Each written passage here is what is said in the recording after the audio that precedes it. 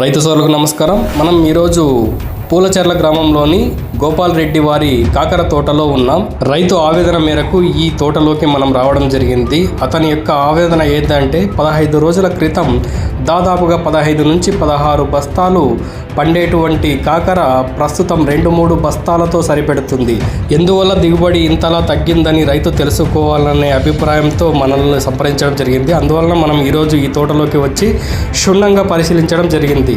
పంటను పరిశీలించిన తర్వాత అర్థమైంది ఏంటంటే దాదాపుగా 2020 నుంచి ప్రస్తుత కాలం వరకు మన పంటలను వేధిస్తున్న బ్లాక్ థ్రిప్స్ పొలంలో కనిపించడం జరిగింది.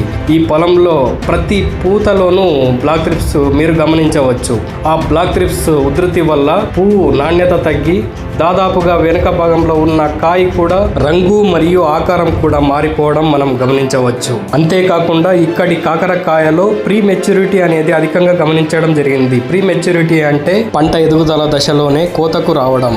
దీనిని బట్టి చూస్తే ఇప్పుడు బ్లాక్ థ్రిప్స్ అన్నది మిరపకు మాత్రమే కాదు, కంది, అదేవిధంగా కాకర, దోస, కర్బూజా, కల్లంగడి వంటి పంటల్లో కూడా మనం తరచుగా బ్లాక్ థ్రిప్స్ను గమనిస్తూనే ఉన్నాం. అందువల్ల ప్రతి రైతు కూడా తన పంట పూత పిందె దశలో ఉందంటే బ్లాక్ థ్రిప్స్ను గమనిస్తూ ఉండాలి. ఒకవేళ బ్లాక్ థ్రిప్స్ తన పొలంలో కనిపించినట్టయితే వాటి నివారణ చర్యలు సాధ్యమైనంత తొందరగా అమలు చేయడానికి ప్రయత్నించాలి. బ్లాక్ థ్రిప్స్ నియంత్రణకు, నివారణకు ఎటువంటి చర్యలు తీసుకోవాలనే విషయాన్ని రాబో వీడియోలో మనం క్షుణ్ణంగా విశ్లేషించుకుందాం. ఈ వీడియో మీకు వర్త్ అనిపిస్తే, మరొక రైతుకు షేర్ చేయాలనిపిస్తే తప్పకుండా షేర్ చేసి మా ఛానల్లో సపోర్ట్ చేస్తారని భావిస్తూ సెలవు తీసుకుంటున్న మీ MS agri solution and team.